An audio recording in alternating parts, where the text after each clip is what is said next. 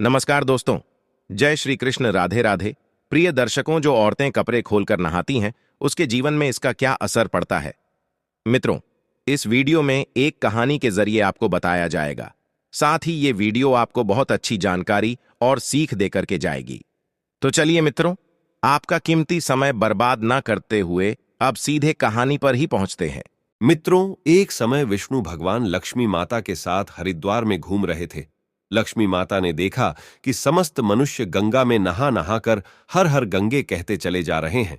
प्रिय दर्शकों, अगर आप यह कहानी सुन रहे हैं तो पूरा सुनिएगा, क्योंकि आधा अधूरा ज्ञान कभी किसी के लिए सही नहीं होता। इसके अलावा हे माता लक्ष्मी, जो भी भक्त इस वीडियो को लाइक करे और चैनल को सब्सक्राइब करके कमेंट में जय माता लक्ष्मी लिखे, उनके घर में धन की कभी कोई कमी न रहे, उनका घर हमेशा धन से भरा रहे। दोस्तों, जब माता ने देखा कि समस्त मनुष्य गंगा में नहा नहाकर हर हर गंगे कहते चले जा रहे हैं, परंतु सभी दुखी और परेशान हैं, तब लक्ष्मी माता ने बहुत आश्चर्य से भगवान विष्णु से पूछा, गंगा में इतनी बार स्नान करने पर भी इनके पाप और दुखों का नाश क्यों नहीं हुआ? क्या गंगा में अब सत्यता नहीं रही? भगवान विष्णु ने कहा, गंगा में तो वही सामर्थ्य है, परंतु इन लोगों ने पापनाशिनी गंगा में स्नान ही नहीं किया है, फिर इन्हें लाभ कैसे हो? लक्ष्मी जी ने आश्चर्य से कहा कि स्नान कैसे नहीं किया? सभी तो नहाकर जा रहे हैं, अभी तक इनके शरीर भी नहीं सूखे हैं। भगवान विष्णु ने कहा, ये लोग तो केवल जल में डुबकी लगाकर आ रहे हैं, तुम्हें कल इसका रहस्य समझाऊंगा। दूसरे दिन बहुत जोर की बरसात होने लगी, गलियां कीचड़ से भर गई। एक चौड़े रास्ते में एक गहरा गड्ढा था, चारों ओर कीचड़ भर रहा था, और भगवान विष्णु ने लीला से वृद्ध रूप धारण कर लिया और विवश की तरह गड्ढा में जाकर ऐसे पर गए जैसे कोई मनुष्य चलता चलता गड्ढे में गिर पड़ा हो और निकलने की चेष्टा करने पर भी ना निकल पा रहा हो। लक्ष्मी जी को उन्होंने यह समझाकर गड्ढे के पास बैठा दिया कि देखो, तुम लोगों को सुना सुनाकर यूं पुकारती रहो कि मेरे वृद्ध पति अकस्मात गड्ढे में गिर पड़े हैं, कोई पुण्य आत्मा इन्हें निकालकर इनके प्राण बचाए और हम असहाय की सहायता करें। और भगवान विष्णु ने यह भी समझा दिया कि जब कोई गड्ढे में से मुझे निकालने को तैयार हो, तब इतना और कह देना कि मेरे पति सर्वथा निष्पाप है, इन्हें वहीं छुए जो खुद भी निष्पाप हो। यदि आप निष्पाप हैं तो इनके हाथ लगाइए, नहीं तो हाथ लगाते ही आप भस्म हो जाएंगे। लक्ष्मी जी तथास्तु कहकर गड्ढे के किनारे बैठ गई और आने जाने वालों को सुना सुनाकर भगवान विष्णु जी की सिखाई हुई बात कहने लगी। गंगा में नहाकर लोगों के दल आ रहे हैं, और सुंदर युवती को यूं बैठी देखकर कईयों के मन में पाप और कईयों को कुछ धर्म का भय हुआ। कई कानून से डरे और कुछ लोगों ने तो लक्ष्मी जी को यह भी सुना दिया कि मरने दे बुढ़े को, क्यों उसके लिए रोती है। और कुछ दयालु चरित्रवान पुरुष थे, उन्होंने उस युवती के पति को निकालना चाहा, परंतु लक्ष्मी जी के वचन सुनकर वे भी रुक गए। उन्होंने सोचा कि हम गंगा में नहाकर आए हैं तो क्या हुआ, पापी तो है ही, कहीं सहायता करते समय हम भस्म ना हो जाएं। इस स्त्री के कथन के अनुसार हम खुद भस्म ना हो जाएं। किसी का साहस नहीं हुआ। सैकड़ों आए, सैकड़ों ने पूछा और चले गए। संध्या हो चली। तब भगवान विष्णु ने माता लक्ष्मी से कहा, देखा, आया कोई सच्चे हृदय से गंगा में नहाने वाला। तब थोड़ी देर बाद एक जवान हाथ में लौटा लिए हर हर गंगे करता हुआ निकला।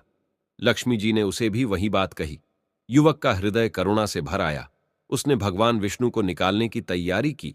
लक्ष्मी जी ने रोककर कहा कि भाई, यदि तुम सर्वथा निष्पाप नहीं होंगे तो मेरे पति को छूते ही जल जाओगे। उसने उसी समय बिना किसी संकोच के दृढ़ निश्चय के साथ लक्ष्मी जी से कहा कि माता, मेरे निष्पाप होने में तुझे संदेह क्यों होता है? देखती नहीं, मैं अभी गंगा नहाकर आया हूं। भला गंगा में गोता लगाने के बाद भी कभी पाप रहते हैं? मैं अभी तुम्हारे पति को निकालता हूं। युवक ने लपक कर बूढ़े को ऊपर उठा लिया। भगवान विष्णु और लक्ष्मी ने उसे अधिकारी समझकर अपना असली स्वरूप प्रकट कर उसे दर्शन देकर कृतार्थ किया। भगवान विष्णु जी ने माता लक्ष्मी से कहा कि इतने सारे लोगों में से इस एक ने ही गंगा स्नान किया है। इसी दृष्टांत के अनुसार जो लोग बिना श्रद्धा और विश्वास के केवल दंभ के लिए गंगा स्नान करते हैं, उन्हें वास्तविक फल नहीं मिलता। परंतु इसका यह मतलब नहीं कि गंगा स्नान व्यर्थ जाता है। गंगा स्नान का बहुत पुण्य भी है। इसके बाद भगवान विष्णु जी ने माता लक्ष्मी जी से कहा, अब मैं आपको वो 12 बातें बताता हूं। जो भी मनुष्य इन 12 बातों को नहाते समय ध्यान में रखता है, वह कभी भी दुखी नहीं रहता है। उसके घर में मां लक्ष्मी का वास होता है। उसके घर में अपार धन आता है। घर में कभी भी लड़ाई झगड़ा नहीं होते हैं। उसका पूरा परिवार हंसी खुशी जीवन व्यतीत करता है।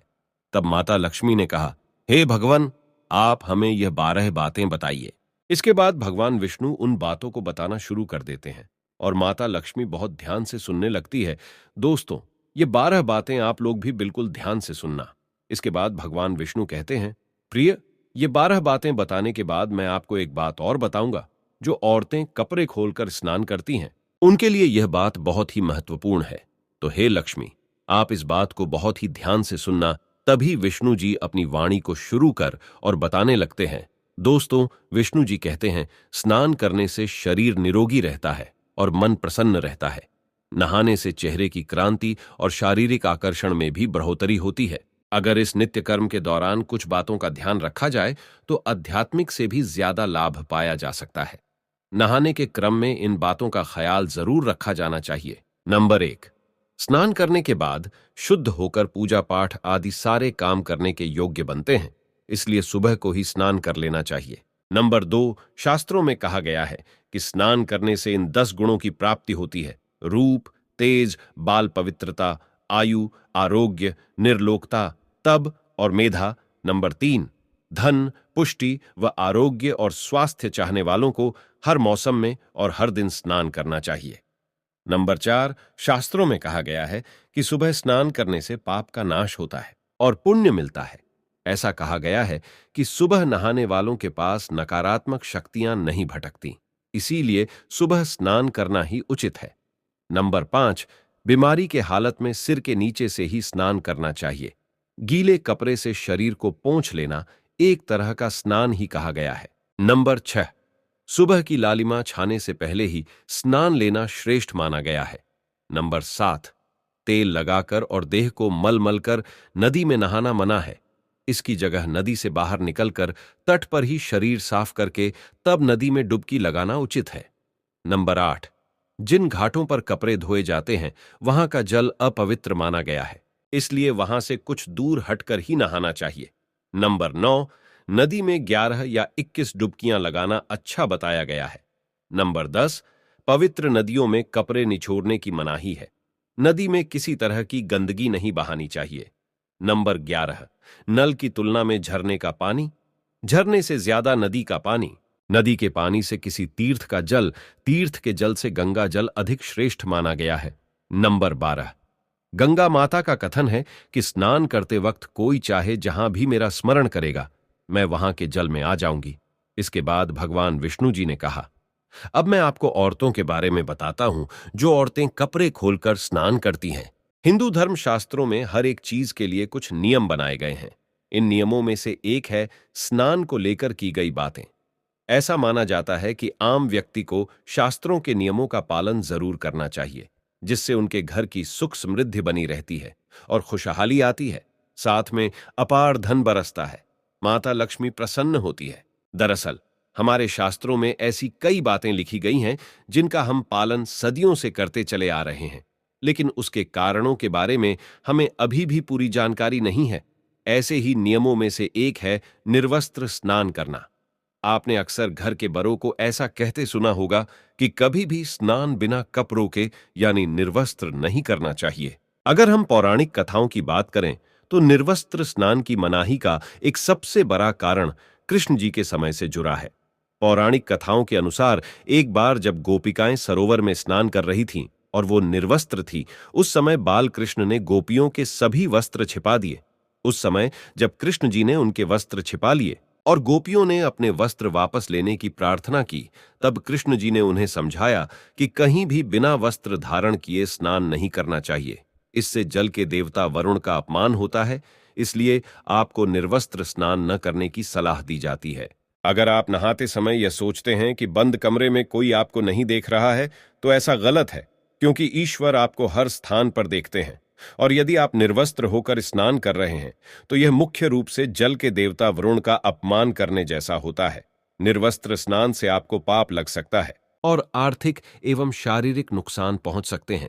यदि आप निर्वस्त्र स्नान करते हैं तो आपके शरीर में नकारात्मक ऊर्जा प्रवेश करती है और आपकी मानसिकता भी नकारात्मक हो सकती है। इसीलिए हमेशा आपको यही सलाह दी जाती है कि आप नहाते समय कोई एक कपड़ा जरूर धारण करें, लेकिन बिना कपड़ों के स्नान ना करें, तभी आपके लिए बेहतर होगा। निर्वस्त्र स्नान से शरीर की सकारात्मक ऊर्जा शरीर से बाहर निकल सकती है और इसका प्रभाव आपके शरीर के साथ आपके मन मस्तिष्क में भी होता है। गरुड़ पुराण के अनुसार जब आप स्नान करते हैं तब आपके पितृ यानी मृत पूर्वज आपके आसपास मौजूद होते हैं। यदि आप निर्वस्त्र स्नान करते हैं तो आपको पितृदोष लग सकता है। ऐसे स्नान करने से आपके पितरों को तृप्ति नहीं मिलती है और ये घर में पितृदोष का कारण बन सकता है और ये वस्त्रों से गिरने वाले जल को ग्रहण करते हैं जिनसे उनकी तृप्ति होती है। निर्वस्त्र स्नान करने से पितृ अतिरिक्त नाराज होते हैं जिनसे व्यक्ति का तेज, बल, धन और सुख नष्ट होता है। इसलिए कभी भी निर्वस्त्र होकर स्नान नहीं करना चाहिए। पुराणों के अनुसार नहाने वाला पानी पूर्वजों के हिस्से में जाता है और निर्वस्त्र होकर नहाने से इसे पितरों के समक्ष बिना कपड़ों के नहाना माना जाता है। शास्त्रों में ऐसी मान्यता है कि यदि कोई निर्वस्त्र स्नान करता है तो माता लक्ष्मी उससे रूठ सकती है। इससे आपकी कुंडली में धन हानि के योग बन सकते हैं और आपकी आर्थिक स्थिति खराब हो सकती है। इन्हीं कारणों से आपको निर्वस्त्र स्नान न करने की सलाह दी जाती है और शास्त्रों में भी इस बात की मनाही है। तो प्रिय मित्रों, कैसी लगी आपको ये जानकारी? अगर जानकारी अच्छी लगी है, पसंद आई है तो कमेंट बॉक्स में जरूर बताना और हो सके तो अपने मित्रों को भी शेयर करना और हमारे चैनल को सब्सक्राइब अवश्य करना। और दोस्तों, सच्ची श्रद्धा से कमेंट में जरूर लिखे जय श्री राम, जय हनुमान, साथ ही देवों के देव हर हर महादेव सदैव आप पर अपनी कृपा बनाए रखे। प्रिय मित्रों, वीडियो को अंत तक देखने के लिए धन्यवाद। जय श्री राम।